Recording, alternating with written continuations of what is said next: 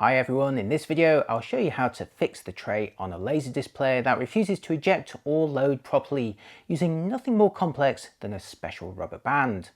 I'll be fixing my own Pioneer CLD D925, arguably one of the best LaserDisc players of the late 90s, but mine sadly not feeling particularly well after 2.5 decades in storage, but then again, who would? So this guide is all about the 925, but the theory applies to many other players. Hang on, had you forgotten about or not even heard of LaserDiscs? Those 12-inch shiny platters rocking two sides of glorious standard definition analog video and representing the pinnacle of home theatre quality in the 80s and 90s before DVD came along and spoilt the party. Fast forward to the present day and physical media is enjoying a resurgence in popularity, not just from vintage and analog fans, but also anyone who appreciates cover artwork.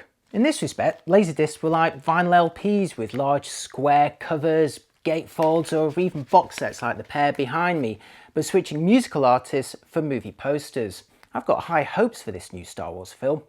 I recently unpacked my old Pioneer player and a bunch of discs, but when I tried to switch it on for a bit of analog nostalgia, it made the kind of groan that I normally do in the morning, only this time without actually waking up. Despite pressing the LG eject button, only the smaller CD tray would emerge, and if I tried to feed it a disc, even a CD, it refused to play it. I've opened my case here to show the loading mechanism in action, or rather inaction. Luckily, the symptoms were recognised immediately by the fabulous community in the LaserDisc Forever Facebook group, who identified it as a dodgy loading belt with an easy and affordable fix. The belt is simply a square-edged rubber band that becomes loose or misshaped over time, and that prevents it from completing the disc loading process. You can see it inside my Pioneer player here, stretched between two wheels, and you can already see that it's become loose around the smaller one, and no longer gripping either of them sufficiently. Remember to disconnect the power when opening and working inside. Luckily, replacement belts for a variety of players are still available on eBay and only cost about $5 or $10. I bought mine from NWES UK in the UK, and if you're ordering from the US, I can recommend Ethan Gallo's Laser Parts store. I've put links to both of them in the description. The loading belt on my 925 is located under the tray, which should be removed for easier access. Ideally, you'd eject the LD tray, unplug the power, open the case, then release the tray by pushing gently on two clips that hold it in position. It can then be slid out of the unit, providing the access that you desire. But of course, this represented a catch-22 in my own situation, as the full LaserDisc tray refused to eject under any situation, so I had to encourage it a little bit by first disconnecting the power, opening the case to my Pioneer, and manually turning some of the loading wheels by hand. I found just a little wiggle was sufficient so that when I reconnected the power to the machine, with the case lid on for safety of course, the LaserDisc tray would fully emerge after pushing the eject button only a couple of times. I could then disconnect the power and remove the tray by pushing on those clips that hold it in place.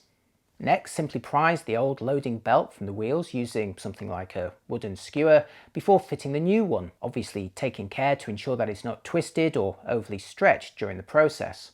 Here's my original belt on the left and the replacement one on the right, already looking shorter and tighter. Before remounting the tray, you should take the opportunity to clean any dirty parts, and in particular apply some lithium grease to the tray runners to keep it all running smoothly. Obviously don't apply the grease to the belt wheels though. Remounting the tray actually turned out to be the hardest part of the entire process, as the two clips that hold it in place must engage at exactly the same time. Now, the first time I tried, I was just fractionally off, and that caused the tray to jam as it tried to retract into the player. But unclipping it again and inserting it back a bit more carefully this time did the trick, with my player now happy to fully eject and load its larger LaserDisc tray. But would it actually now play a disc? I loaded a movie, pressed play, and amazingly the 925 appeared to read it all properly. I connected the composite video output to an old monitor that I had nearby, and the picture appeared. Now, it didn't look great due to a number of factors, including the poor quality monitor itself, but the fact is, simply replacing a fancy rubber band had fixed my 925, and it was now playing its first disc in around 2 decades. I was also relieved to find the head turning mechanism to autoplay both sides was also still working. The next step for me is to wire it up to my home theatre projector system via a recently acquired Kramer 773, which will hopefully improve the picture quality. Now, I know the resolution won't come anywhere near to the high definition and 4K sources that we have at our disposal nowadays, but a LaserDisc has a unique analog charm to it that some enthusiasts enjoy. And personally speaking, I'm all for repairing old players to access not just vintage collections like the discs you see around me, but also to avoid consigning both the discs and the player to the scrap heap. So were you a fan of LaserDiscs back in the day, or even enjoying them today? I'd love to hear from you in the comments, and don't forget to check out my videos about other vintage electronics, mostly classic digital cameras from the late 90s to mid 2000s, but also a few special one-offs like this one.